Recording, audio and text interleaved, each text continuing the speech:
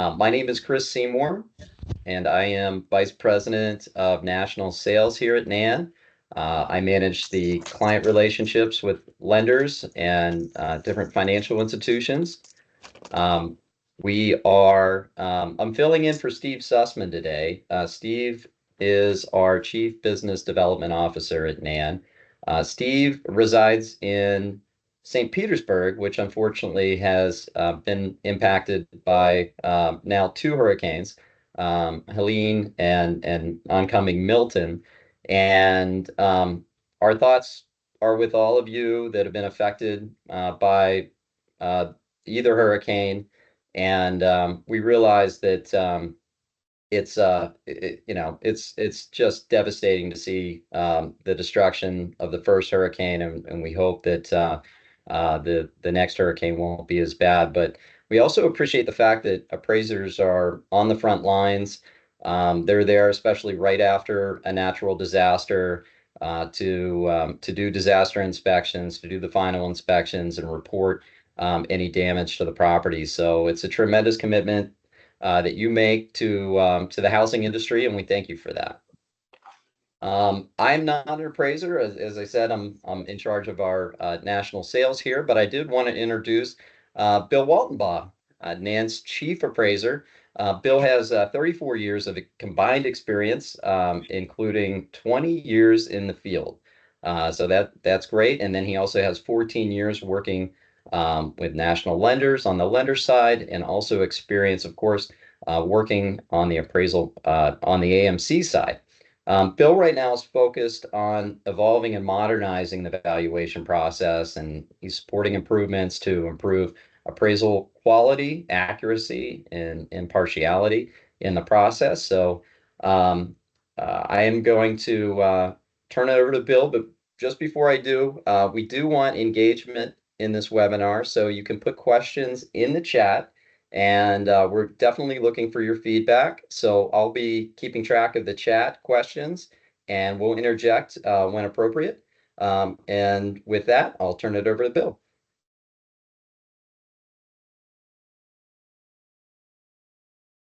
Bill, I think you're still on mute. Yep. There you go. Yep, I was on mute. Thanks for that introduction. And I just wanted to make it clear because we made a really quick change here. Chris usually isn't that blurry in his photo. That wasn't our marketing thing. That was me. So you can all blame me. I'm an appraiser, not an expert in those things. But I just wanted to make that really clear. So thank you for taking your time to join us here today. We understand appraisers. I understand appraisers are very busy people. You've got some very high demands and expectations from all types of clients, NAN included, but also a lot of others. And then I just wanted to touch on the Milton as well. If you're someone who's maybe in that line that Milton is tracking, please be safe and put your safety as priority. Our headquarters is in the Tampa area, and so a lot of our NAN fam, as we refer to them, are preparing to hunker down or get out for this storm. So if you're a praying person, I'm sure your prayers would be appreciated by those facing these conditions. So let's get started with the webinar. In today's webinar, we'll cover several important topics shaping the future of the reconsideration of value process in home valuation. We'll begin by looking at the Property Appraisal and Valuation Equity Action Plan, aka PAVE. I'll refer to it as PAVE from here on out because it's a lot easier to say. But PAVE sets the foundation for addressing disparities and ensuring fairness in property appraisals. Next, we'll explore the difference between quality control, underwriting, and borrower-initiated ROV requests and why it's important to distinguish a difference between them. After that, we'll break down the essential elements of the compliant ROV process, clarifying the roles and expectations of all the stakeholders, which include borrowers, lenders, AMCs, and the most important piece, the appraisers. Next, we'll discuss NAND-specific ROV policies and forms and explain how they align with the industry standard. And lastly, we'll wrap up with a Q&A session to address any questions you might have. So, before we discuss the specifics of the new policies, it's important to understand the foundation that led to them. The PAVE initiative is central to the industry's shift toward more equitable home valuations. Understanding the principles behind PAVE will help us appreciate why these new policies are so important for all stakeholders. So the PAVE initiative was officially launched by the U.S. government and announced by President Biden on June 1st, 2021. And the primary objective is to help close the racial wealth gap by ensuring that every homeowner receives a fair and accurate home valuation, regardless of race or ethnicity. The PAVE Task Force, co-chaired by HUD, the White House Domestic Policy Council, and 13 federal agencies, what makes up that task force. But ultimately, the mission is simple but powerful: to provide equitable opportunities for generational wealth building through home ownership. So the reconsideration of value ROV process is a key component of the broader PAVE initiative. And one of the reasons I wanted to touch on this in the beginning of this webinar. At its core, the ROV process empowers homeowners and buyers to challenge appraisals they believe are inaccurate or influenced by bias. It creates a formal, standardized pathway for requesting a reconsideration of a property's value, ensuring fairness throughout the process. And ultimately, it's another step towards achieving PAVE's goal of property valuation equity nationwide, ensuring that every homeowner gets a fair chance at building generational wealth. So now that we've covered PAVE's role in the promoting fairness through a standardized reconsideration of value policy, it's time to clarify the different types of requests appraisers will see from AMCs. So in essence, AMCs are the intermediaries, the bridge, if you will, between lenders and appraisers.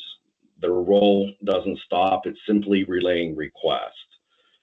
They're responsible for ensuring compliance and maintaining the integrity of the entire process, which is why understanding the different types of requests they manage is essential. With that in mind, let's start by breaking down these requests and understanding why the differences are essential.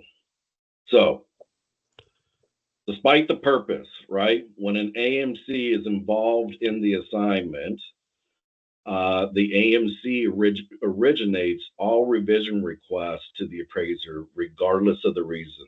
In other words, when I say originates, I mean it's coming from the AMC to the appraiser. Doesn't come from different people. All requests that you receive by the AMC.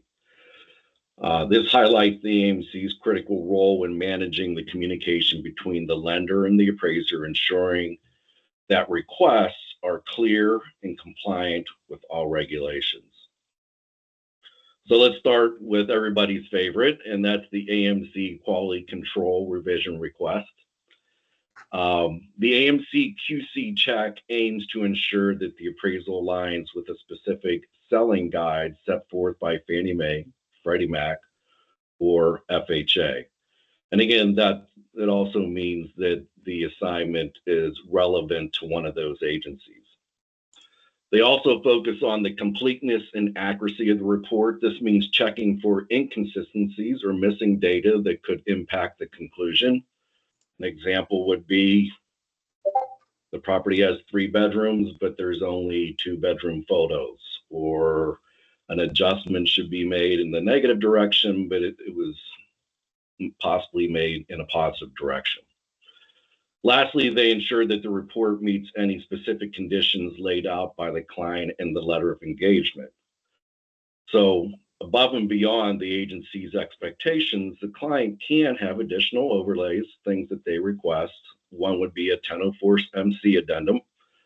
We all know that the agencies don't require a 1004 MC addendum, but if that's the expectation of the client and they want that in the report, it's part of NAN's or any AMC's QC check is to make sure that that document is in the report that's delivered to them.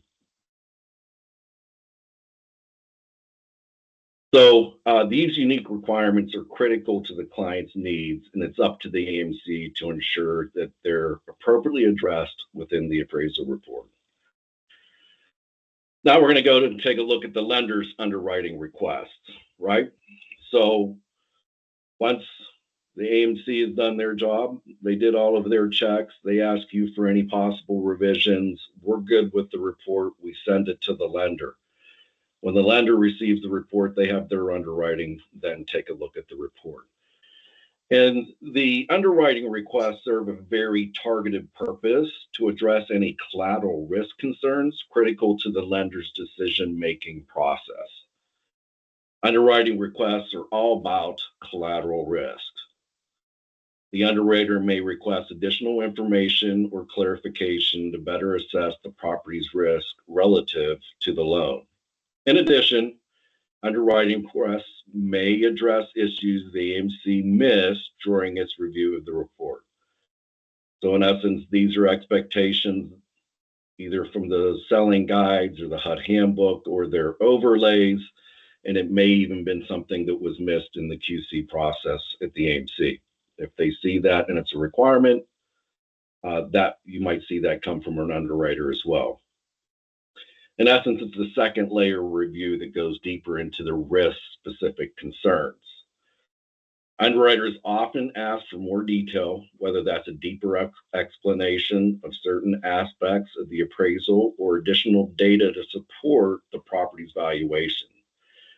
These requests might also request the appraiser to consider additional comparable sales. Want to be really clear, if the underwriter is requesting these from a collateral risk perspective, that is not considered a reconsideration of value if they're sending you sales. We all know most ROVs include additional sales to consider, but underwriters can also, in their process, see sales that they think that the appraiser should consider and include those as well. The goal is to ensure the appraisal aligns with the lender's risk standards and supports the loan approval. So what's the difference between QC and underwriting requests? Well, I mean, they both share the goal of ensuring, accuracy and reliability of the appraisal, but they do differ a little bit in their focus. AMC QC requests are broader, covering adherence to the letter of engagement, general industry standards, and catching those small items that are more typo or possibly consistency related. Don't get me wrong, underwriting requests can include some of these elements. However, they are often more specific, focusing primarily on collateral risk and ensuring compliance with the lender's internal risk policies.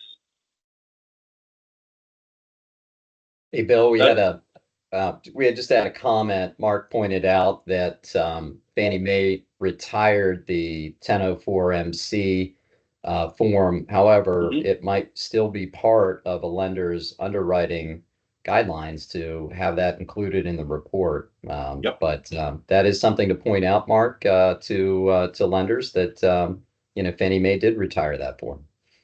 We do, and they're aware. I've had conversations with them myself, and despite the fact the agencies don't require them, the client still makes it part of their expectations.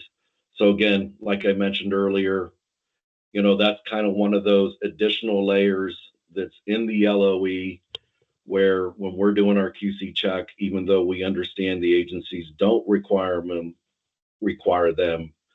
if our client does, we're gonna be making sure we communicate it to you in the letter of engagement, and then we're gonna check to make sure it's there before we deliver that report. All right, so that brings us to ROV, right? That's what we're here for, borrower-initiated ROV requests. And the borrower initiates a reconsideration of our request. These requests are formal and come through the lender when the borrower feels that the original appraisal is either inaccurate, deficient, or possibly biased. Again, the borrower has the right to reconsideration of value, but they shouldn't be reaching out to you directly. Matter of fact, they shouldn't even be reaching out to the AMC directly or NAN, right? They need to be contacting their lender with any reconsideration of value requests. Primary purpose of a borrower-initiated ROV is to challenge the appraised value. The borrower doesn't submit this request directly to you or to us. Instead, it goes through the lender, and there's a reason for that. We're going to touch on that later. The borrower will include supporting documentation like data and comparable sales to justify why the appraised value should be reconsidered. It's a detailed process requiring thorough backup information.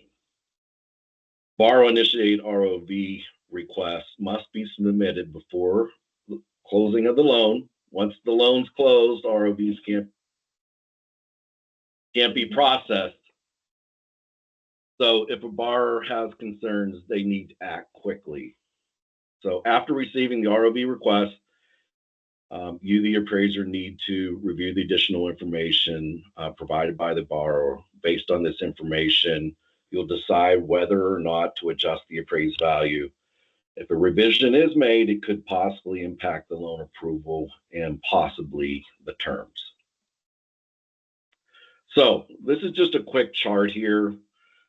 Kind of breaks down the three different requests that you'll receive from an AMC. I've had appraisers say to me before, well, why didn't you ask for this whenever you reached out to me the first time? Well, it was maybe a QC request initially, and now these requests are coming from the underwriter. So that's why, it wasn't included. We didn't ask for it, but the lenders received a copy of the report, done the review, and that's why they're asking for the revision now. We don't want to ask for revisions. Believe me, I know sometimes you think that we try to find things, but honestly, it's much better for us to get the report clean and send it on. Much faster turn time. We're judged on turn times. So if we can send that report on without requesting revision, it's better for us. Again, you can see the quality control request, the underwriting request, and the borrower initiated request. Who the requester is, what the purpose is, what the focus is, the process, and the outcome. Hey, Bill, I think it's very important. Just one second. I think it's very important that your AMC informs you what type of request you're receiving, whether it's QC, underwriting, or an ROV. And we're working to even currently to make that more clear in our communications with our appraisers here at NAN. Sorry, Chris. Oh, so to clarify, Bill, Randy had a comment and asked if we are going to specify what type of request is being sent, whether it be QC, underwriting, or an ROV request. Yeah, Randy, great question. Yes, and that's our goal here. We do recognize sometimes it's not all that clear, and in this process and changing a few things, I think you'll see here very soon, if it's not clear now, it will become very clear what type of requests you're receiving from NAN, whether it be quality control, underwriting, or borrower initiated. That's great. Any other questions before we? Not at this time. All right.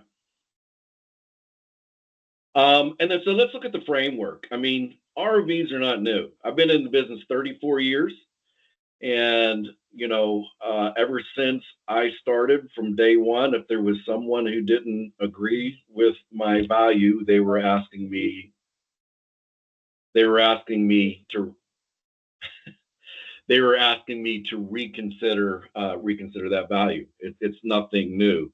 What has changed the direction of PAVE in the agencies is a standardized and uniform process for the borrower-initiated ROV. Fannie Mae, Freddie Mac, and FHA have all aligned around a unified approach to reconsideration of value requests in their policies. While there is some minor procedural differences, particularly with FHA because they operate a little bit differently, the overall expectation and framework are aligned and are consistent. Let's take some time to focus on the specific roles and expectations of everyone involved in the ROV process, whether it's the borrower, the lender, AMC, or the appraiser. Each party has a role to play in this process. So let's start with the borrower responsibilities. I mean, it's an ROV, they're borrower initiated, so it has to start with the borrower. It's their responsibility to formally submit an ROV request if they believe the appraisal is inaccurate. And they must provide supporting information and a detailed explanation of any areas they believe are unsupported or inaccurate. This includes up to 5 comparable sales with verifiable data sources, preferably MLS. And the borrower needs to respond to any inquiries or requests from the lender for additional information. This really is kind of a collaboration between the borrower and lender, making sure that all elements of the ROV are met and that the borrower or the lender has reviewed it. We're going to look at that here in a second, but the borrower's reviewed it and approved the request. And it also says that it has to be a qualified underwriter or an SME that's doing that review process. Finally, timing is critical. The ROV request must be completed before the loan is closed, and we've already talked about that. Out of all the parties, right, the borrower, the lender, the AMC, the appraiser, the one that's changed the most is probably the lender's responsibilities. And that makes sense, right? Because they're the ones that submit the appraisals to the agencies. So lenders have several key responsibilities when managing the ROV process. First, disclosing their right to request an ROV to the borrower is essential, and it's done 2 times. Once at loan application, and again upon loan delivery. So the client is required to tell the borrower about the ROV process and their right to do it, and they've got to do it twice at loan application and when the report's delivered. They must also thoroughly review the initial appraisal report to identify any potential deficiencies or concerns before initiating the ROV process. And if a borrower submits an ROV request, they must evaluate it carefully, ensuring it's valid, supported by the necessary documentation, and meets the appraiser independence requirements. So once that ROV is submitted to the appraiser or AMC, transparent and standardized communication ensures the process runs smoothly. Ultimately, the lender is responsible to determining the credibility and reliability of the revised report before making any lending decisions. All right, so that was the lender's responsibility. Again, a lot more heavy lifting and expectation for them than really anybody else. In essence, they've got to review that report, they've got to review that ROV, and they pretty much need to put their stamp of approval on it before it's submitted by a qualified underwriter or SME before it's submitted either to the AMC or, if you're working with them directly, directly to you. AMCs, again, we're the intermediary, right? We're the bridge between lenders and appraisers. And AMCs assist the lender with the appraiser ensuring the ROV process meets regulatory standards, particularly appraiser independence. So AMCs should monitor the ROV request from lenders to confirm that they are detailed and comprehensive and provide appraisers with clear, actionable information. This ensures that the appraiser can address the ROV request effectively. Quality control is also a key part in the AMC role. In other words, whenever you send that revised report back to us after the ROV, we're going to make sure that you've addressed all of the concerns within that request, and that the concerns, are reasonable and professional. Believe it or not, we get some sometimes that are not all that professional. So then this brings us to the appraiser responsibilities. I've seen in the past where an ROV is sent to an appraiser, and I will admit it might just be 3 or 4 sales, and that's it, right? Here's 4 sales. I want you to reconsider the value. Here's 5 sales. Here's 3 sales. Not really providing a lot of support for why they think that those sales will make a difference. They're not pointing out any specific areas where they think that there's a problem or concern, right? It's just 3 sales. On the flip side, I've seen appraisers say, I looked at the sales, mine are better, there's no change in value.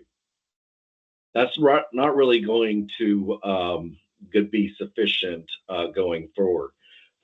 So you should be getting a lot more detail in regards to the concern, and in return, we need to provide a lot more detail back. Bill, on that point, Randy brought up a discussion point.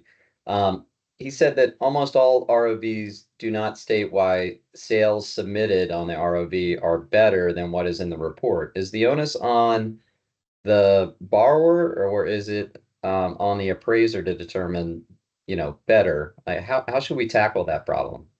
Yeah, we're going to look at that here in just a second, Randy. So you've been very good at being a step or two ahead of me. So you know exactly where I'm going. But ultimately, when the ROV comes in, you need to take a really close look at it. You got to make sure you address every item, and you must provide a revised report addressing all of those items. If no changes are warranted, you need to include a clear and specific commentary explaining why the original valuation remains unchanged. So time is of the essence, so revised appraisal reports must be submitted within the reasonable time frame specified by the lender of AMC. Our anticipation is to be 48 hours.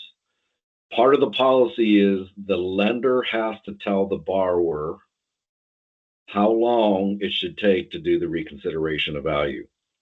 So they're asking us how long. Our policy is that we should receive a revised report or that addresses that ROV within 48 hours. But what they communicate to their borrower will be different, because they also need to receive the report and take a look at it and respond to them as well. So time is of the essence. They need to be submitted, in that time frame, because loan closings can be held up, right? If we're not getting the response back there, that can cause all kinds of troubles in regards to loan closings. So, putting them kind of at a, maybe not the top priority, but a higher priority in getting those back is very important. So at NAN, our ROV policy and form has been carefully designed to align with industry standards, ensuring a consistent, fair, and compliant approach for all stakeholders. In the next section, we'll examine our policy, NAN's policy, and our ROV form that we've developed to streamline the process. And we're doing that because it really does kind of help tell the story about what the expectations are. So the No, he started it. He just started it. So the purpose and objective of NAN's reconsideration of value policy is to provide borrowers with a fair and accessible process for requesting value reconsiderations.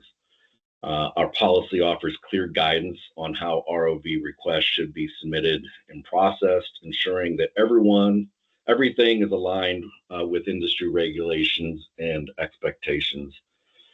And the policy is designed to facilitate effective communication and resolution between lenders, appraisers, and borrowers, helping to keep the process transparent and efficient. Above all, our goal is to maintain the credibility and reliability of the overall appraisal process. NAN has a one and done policy in regards to ROV, and that becomes a little bit tricky because there are other regulations that says any party or any stakeholder can request a reconsideration. However, we have this one and done. In other words, we're only doing one reconsideration request. We believe this is in line with agency guidelines and appraiser independence requirements. We only accept one ROV request per appraisal assignment. And this ensures the process remains fair and unbiased. We also require borrower participation and being part of that process. We want borrowers to have the opportunity to provide additional information or comparable properties that they believe could influence the appraisal outcome. So this policy upholds AIR principles by maintaining the appraiser's independence and objectivity, as multiple requests can compromise the integrity of the process. While it's strict, we do allow some exceptions, right? So there's the big but. But we do allow some exceptions. If there's materially deficient errors identified or inaccurate facts that are identified, we'll reach out to you again to have a discussion on those. And I think really if it is something that's materially deficient or something that is blatantly inaccurate, I think you probably want to know that anyway so that you can fix the report.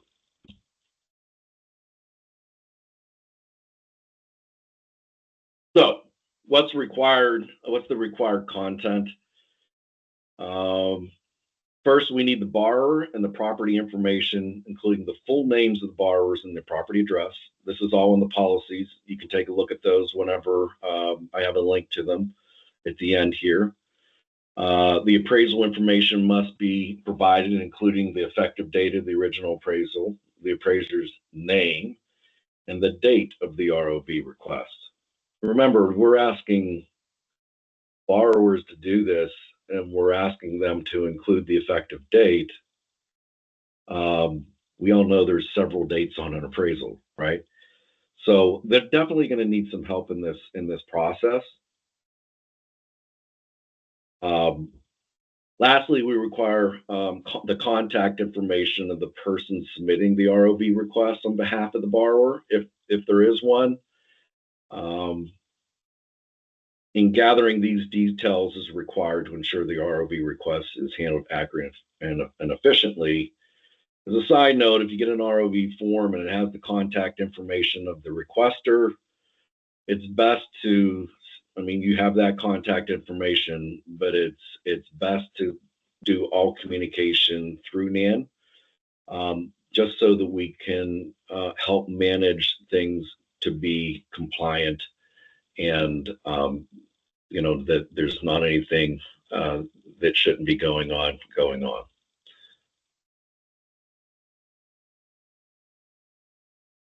So then the request must identify the issues, identify the areas in the appraisal report that are unsupported, inaccurate, or deficient.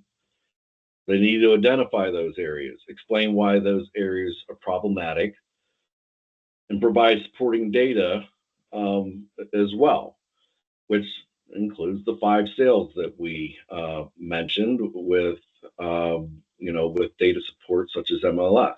It could be data from public record. So maybe they don't provide any sales, but they think the square footage is incorrect, and they're providing a sketch from the public records that shows a difference. That could be the type of support that they include as well. And then lastly, it's supposed to include the rationale for the reconsideration. In other words, it involves explaining why the alternative comparables and additional data are relevant and how they should impact the appraisal. It offers a detailed explanation that shows how it materially affects the valuation. So by including this comprehensive information, the appraiser can effectively review and address the identified concerns. So here's a look at our ROV form. I was just going to ask you if there's any questions before we got started there. Yeah, there's a number of questions. One, Mark brought up, will the borrowers be limited as to the number of sales they submit, which our policy is 5. So I think you answered that question. Another question that I believe Chuck and Rich brought up, will the ROV request be observant of like a defined neighborhood? So will the comp sales, will distance be considered, or are they allowed just to submit a comparable sale that might be far away from the subject property? Right. And, we have a framework for that with our ROV form that we're going to take a look at here just now. It's important for me to note, we have our own ROV form, right? But it isn't standard. It isn't mandatory. It isn't something we make our clients use. It's available to them and they can utilize it.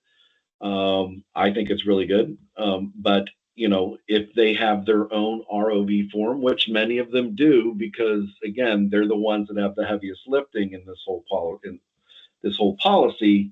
So many of them have gone ahead and made their own ROV forms. Again, there's supposed to be a review of the appraisal completed first. And again, the ROV needs to be reviewed by a qualified underwriter or SME before it's sent to the AMC or the appraiser. So if they submit us a sale and it's kind of distant, I'm not really going to say it can't be submitted. It's really kind of the lender's responsibility to say they don't think that that's a sale that should be considered. If they still submit it, they should be explaining why they think it's relevant, even though it's distant. And then you would respond to that reasoning, right? So, know that it's distant. They think it's relevant because of this reason. And then you can respond back either by maybe you're like, they make a good point and utilize the sale, or, hey, I disagree and here's why, right? Mm-hmm. So that's really kind of how the process should go. Was there another question before I?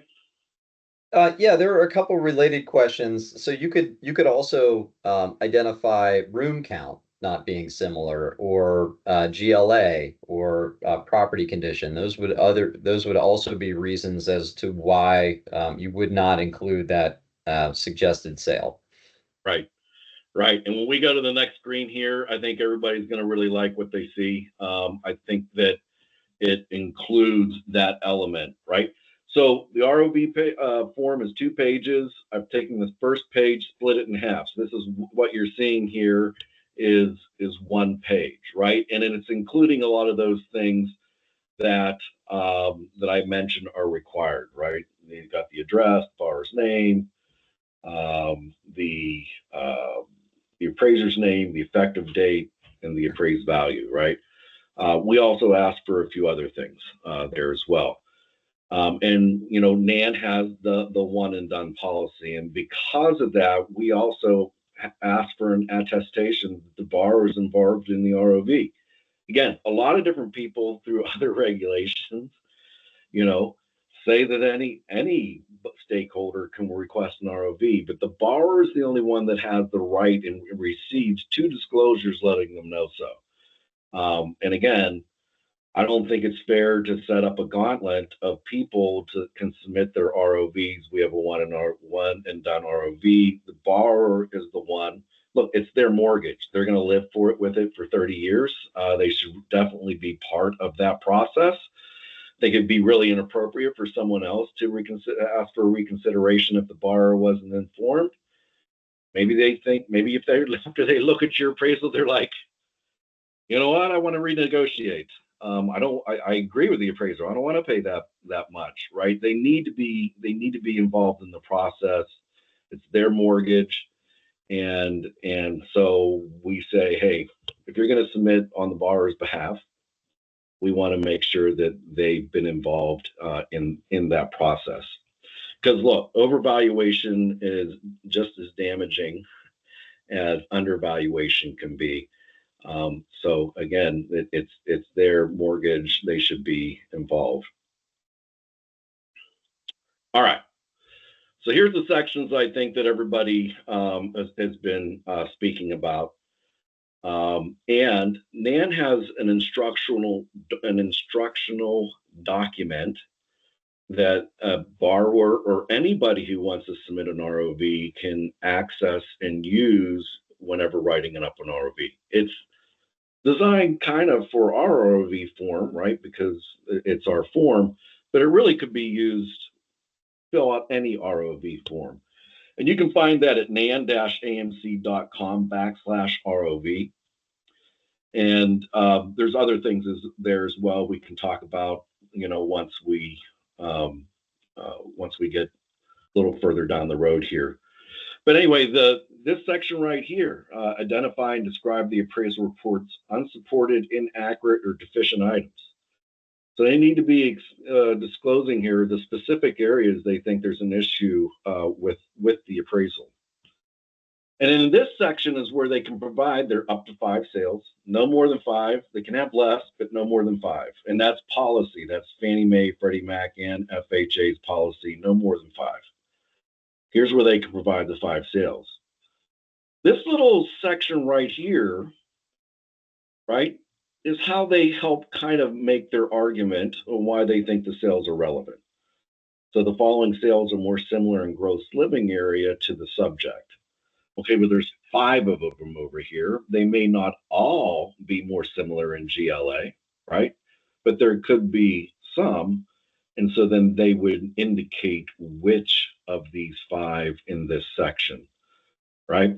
We also do proximity to the subject.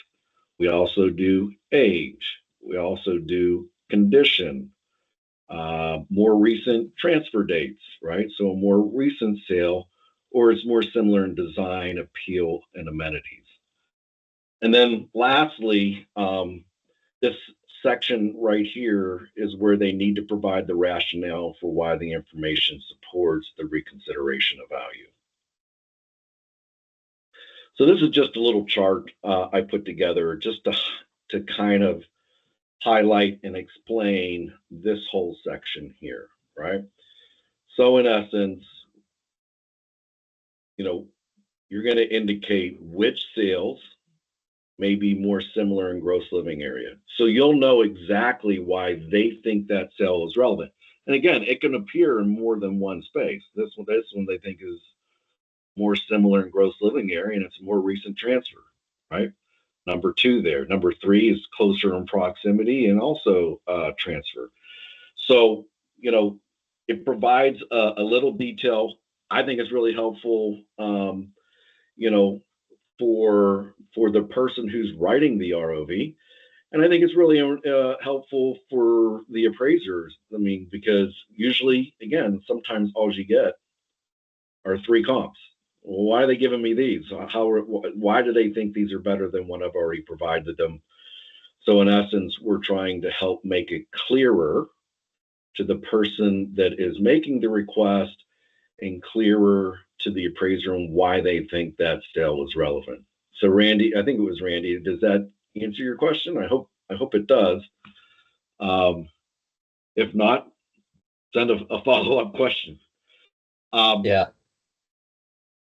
So just another kind of related question for Patty.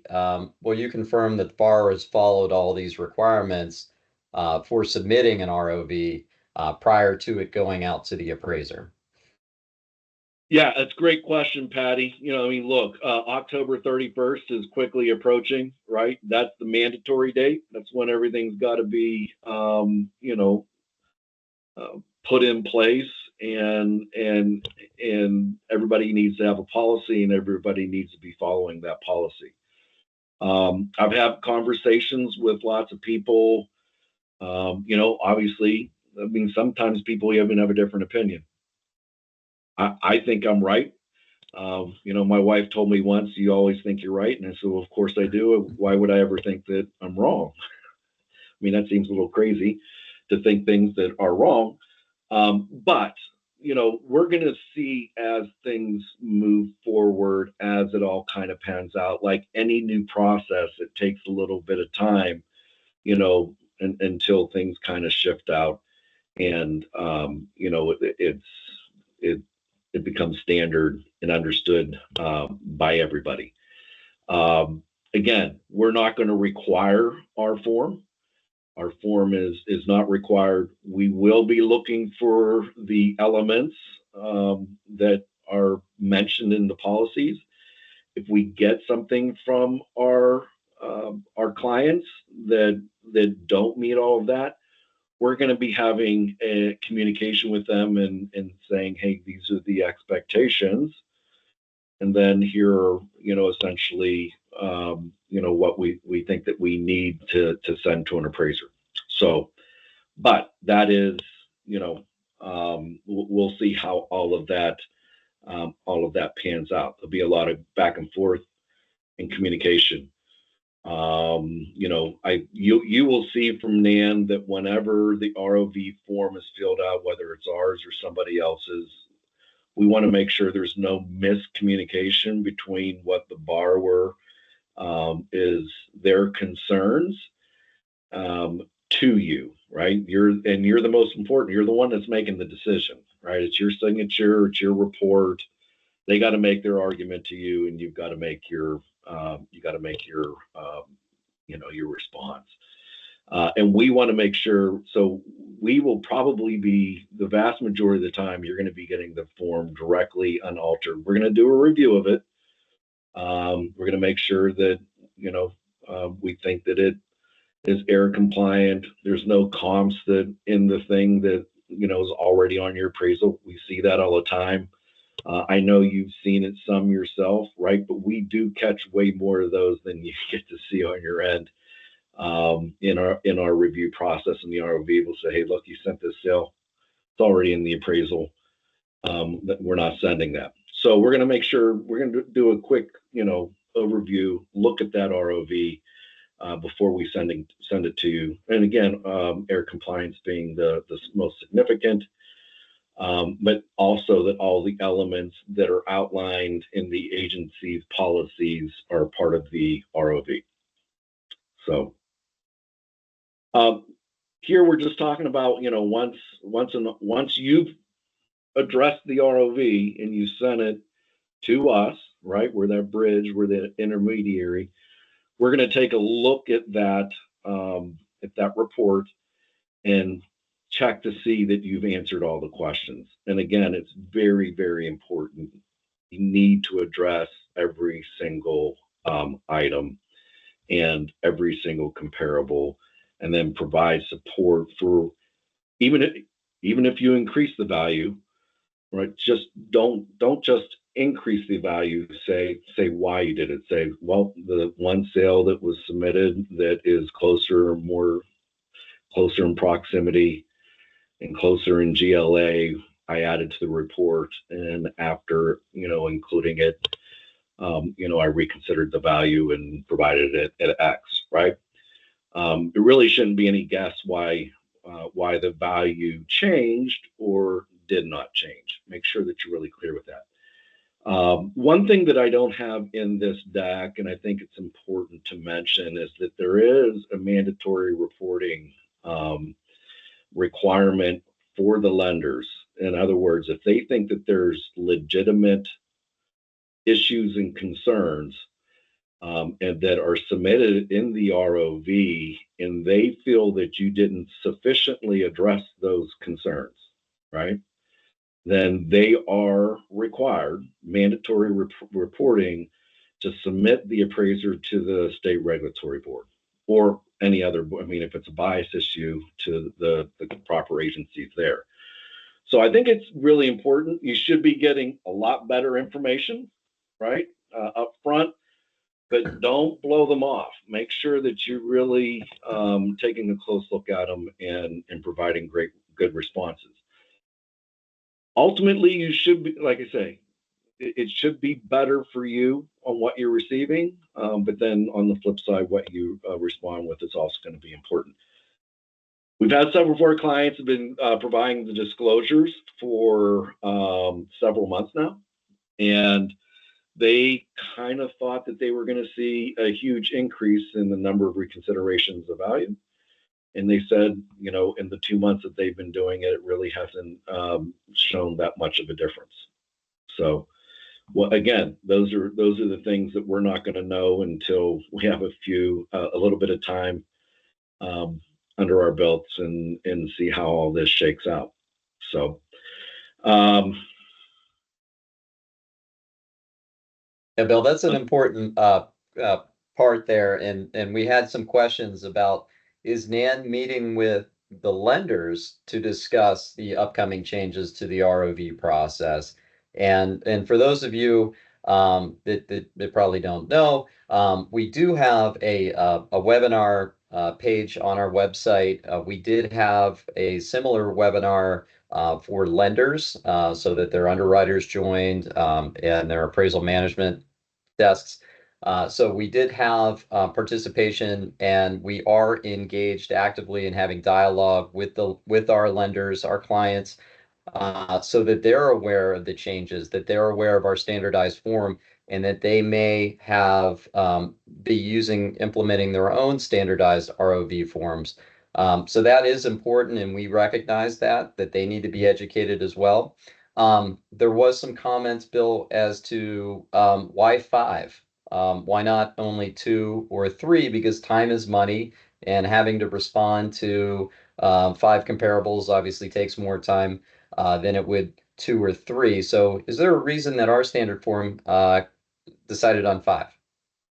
Well, I mean, because it's what the policy says, right? So if you go to our website, nan-amc/ROV, there are links directly to the agency policies, Fannie Mae, Freddie Mac, and FHA. All 3 of them reference up to 5. So we didn't want to make it less than that.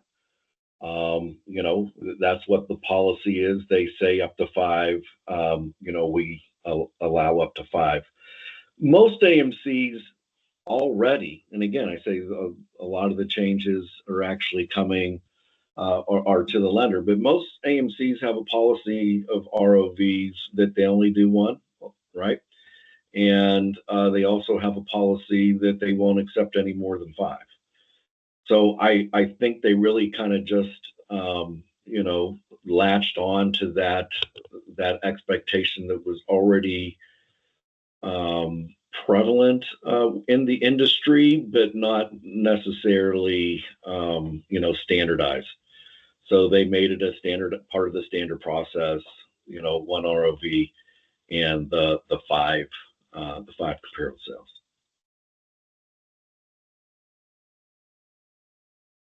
We have a number of other questions. I don't know if you want to get through the slides first or take those questions at the end. Yeah, this is the resource page that I've been mentioning. As Chris already, you know, mentioned, we did have a webinar with our lender clients, just like we're doing right now, right? And that recording is available on this page. Our reconsideration of value form is there. The instructional pamphlet is there. There's like a little 1-page explanation of the ROV process, and then links to the agency's policies. So you can just click those, go straight to the policies, and see, you know, that's essentially what was in there is how we, that's the framework for putting our policy together, our form together, and everything that we covered here today. I'm here as long as people want to ask questions. So if you have more questions, I'll certainly do my best to answer them. If I don't know the answer, send me an email, and it's bwaltenbaugh@nan-amc.com, and I will try and answer your question that way. Okay. Well, I have some questions for you, Bill, if you still have time. Yep. Chuck asked, doesn't new ANSI requirements impact these requests?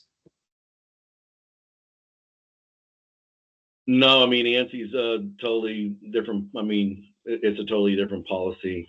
So, the ANSI, it doesn't, look, if they think that you met, I did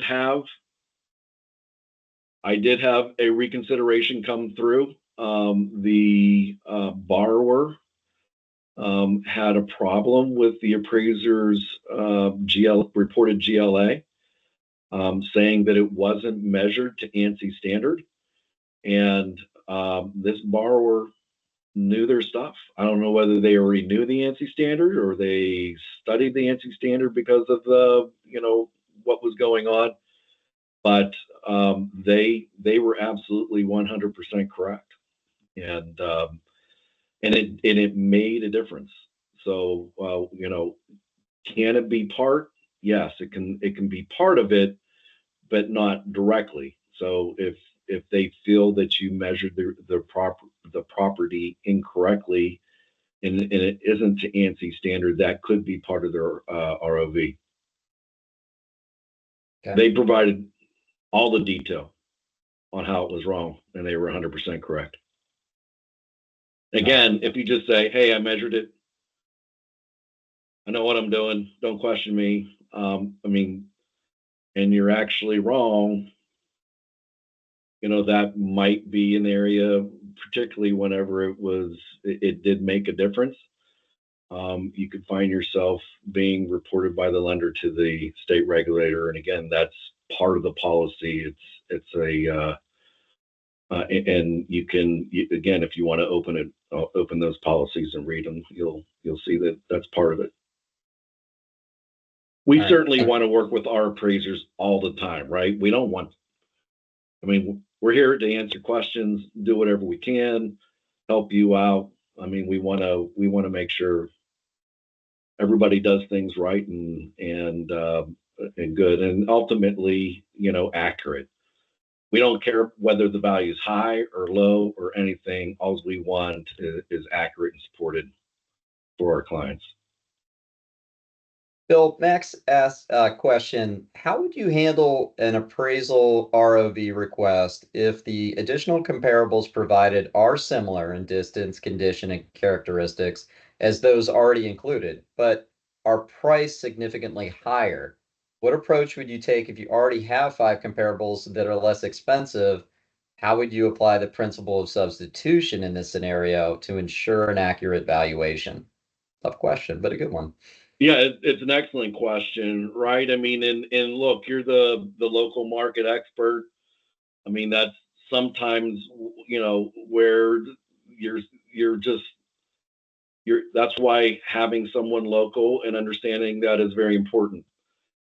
I had reviewed a situation once where there was a sale that was literally next door, and had sold significantly higher, very similar in all aspects. And, they wanted the appraiser, and the appraiser said, well, even though it's next door, there's a bridge between them. And the sailboats with the high sails, which is very important in that area, can't get on the other side of the bridge. So the value on that side of the bridge of homes on that side of the bridge is significantly higher, right? So there's usually a reason. There's something. If you have 10 sales and all of them are down, 5 of them are down here, and 10 of them are up here. There's got to be something. It could be a bridge, it could be anything, right? And again, that's really kind of your job as the appraiser and the local market expert to identify, what it is that's making those differences. Bill, a question came in from Scott. How does the ROV process, address bias? Well, it notifies the borrower that they have the opportunity to challenge the appraisal, right? Apparently borrowers, as part of the PAVE initiative and some of the things that they're doing, they found out that most borrowers felt like, hey, it is what it is. There's nothing I can do about it. I don't have any say or voice in this matter. And, so that's why it became, part of the bias portion is that, the borrower has a voice. I think it's important. I mean, look, I'd much rather, if they have an issue or concern with it, to lay it out in the way that we showed that we went through here, and present it to you, and then for you to provide the feedback, in that process, versus 6 months down the line you get a letter from HUD or somebody else, right, saying they think that you were biased and that you didn't take things seriously. So it does give us that opportunity to directly respond to the specific items that they have issues with. Okay, good. Cynthia asked, is it okay or appropriate to contact the borrowers directly about their ROV request? Wow, Cynthia, that's a great question. Really, I mean, what you're going to be responsible for is replying to the information that's directly within the ROV request itself. Again, that's why we're going to work towards making sure any ROV form we receive or any request we receive, we're going to send to you unaltered. There's been times we get ROVs and it'll have a sale that was included in in your report, but there's 2 other sales, or the appraiser says, or the borrower says, this appraiser doesn't know what he's doing, and can get very inappropriate in what they say. We filter all of that out and only send you what's relevant, or at least what's professional. But if we get to the place to where we're sending it directly, it needs to be professional, and it needs to be supported, and then we'll provide that information to you. So we're not going to be doing any filtering. Okay, good question. Olga asks if it is mandatory to include the response to an ROV in the sales grid, the comparable sales grid, or just make comments of each comp on the report, like in the report. Yeah, I mean, look, if you receive the ROV request,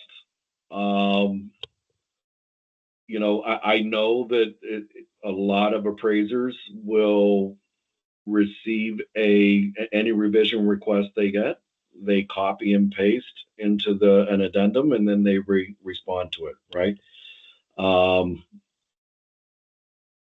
I don't know. I mean, if you attach an ROV to the form itself to your report, I mean, it's nothing new. The lender sent it to us, so they already know it exists, right? We're not including anything in there that they haven't already reviewed and approved. So I mean, if you want to do it that way, and then possibly put an addendum page below it and write out your response, that's one way. I mean, if you prefer to just kind of highlight the specific items and type them out and respond to them, that's fine as well, right? But yeah, that's really going to kind of there's no policy on that, right? Except that everything needs to be addressed. That's what the policy is. You got to make sure that, if there's 5 sales, you can't say disagree with 3 and then not even address the other 2. If they have concerns about something and you're like, if you missed it, then you missed it, right? And we can ask you, hey, did you miss this, or did you? We should be doing that as an AMC. Our reviewers, we're going to go back to you before we send it to the lender. We're going to go, hey, there was 5 items here. You addressed 4. You didn't hit this one. You should make sure we want to make sure that you do that so that when we send it to the lender, it's fully complete. Okay, thanks, Bill. A follow-up question from Chris.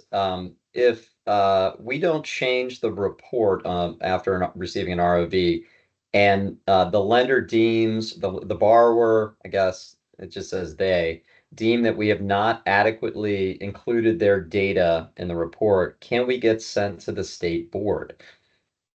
Yeah, I mean, look, if you're going to submit an appraiser to the state board, I think you've got to really have some substance to what you're submitting.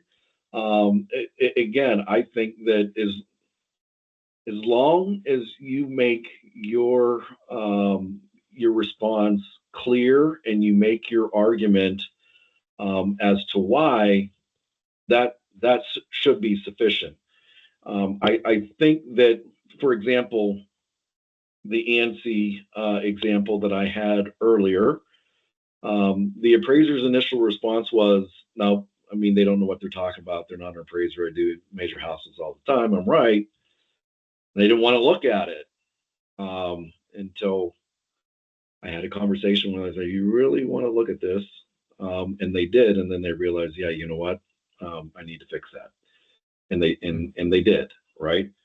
So it's those types of situations, I think, that you're going to find possibly being in hot water. I don't think nobody is going to be submitting you because, I think the value should be here and they have the value there, and my argument's no better than theirs, but I'm going to do it anyway. I mean, there has to be some substance and support for it. I'm not the lender though, so I mean, that's certainly the way I mean, if I was a chief appraiser or a lender, it's certainly the approach I would take. Okay. I'm going to get to one more question. I know there's more questions in the chat, and we will make sure that those are answered.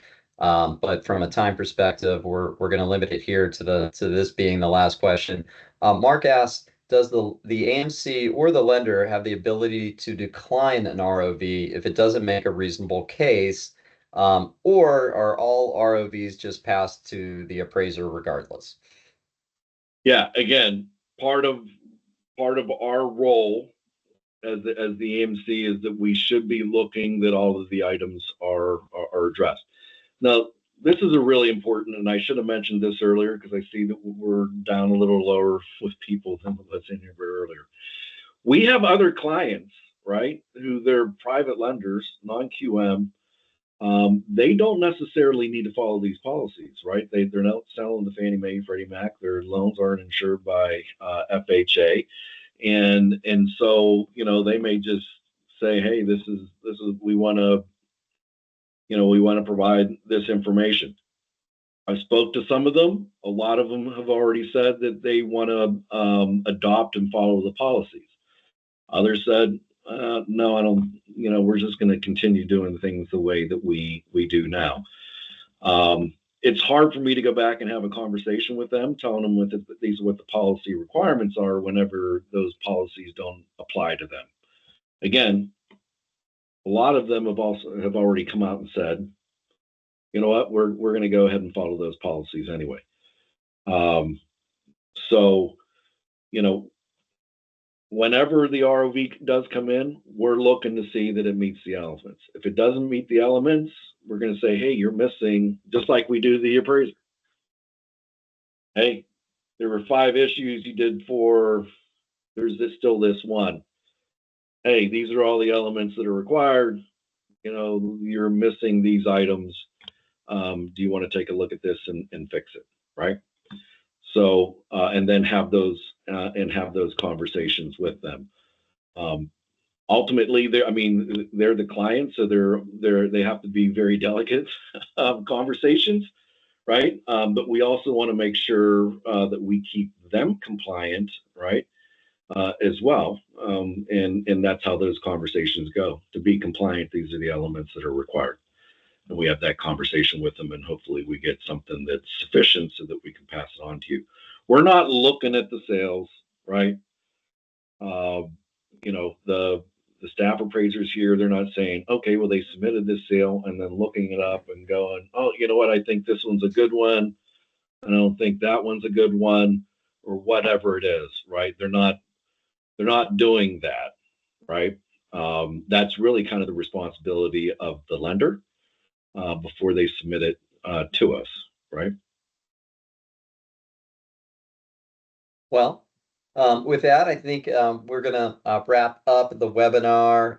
Again, we want this to be an ongoing dialogue, and there will be a post meeting survey that's sent out to all the participants. So, you know, that's an opportunity for you to bring up topics, let us know how we're doing.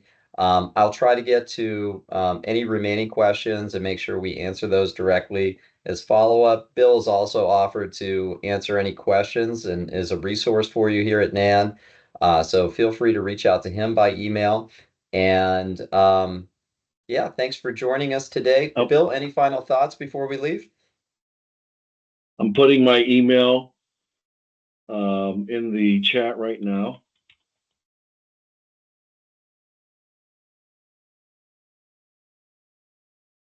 But really, we appreciate everyone's questions, their feedback. Yeah. I thought we had a lot of engagement, and we appreciate your investment in your time here and bettering the industry. Bill, any final thoughts? No, no final thoughts. Like I say, it's a brand new policy. Be patient with us. We'll be patient with you. And you know, like I say, sometimes there's things that come up that you in brand new that you didn't even think of, or comes from left field, or whatever, right? So we'll definitely, I promise you, we'll tackle those head on. Make sure that we get a handle on it. And you know, let's just continue to work together. Our appraisers, I mean, you're the lifeblood to an AMC. We can't do what we do unless we have you, you know, as partners in this process. So yeah, you know, we're here for you, and we'll work together and move through this as well. So okay. Well, hey, thanks everyone for joining us today. We'll see you on the next webinar. all right, thank you.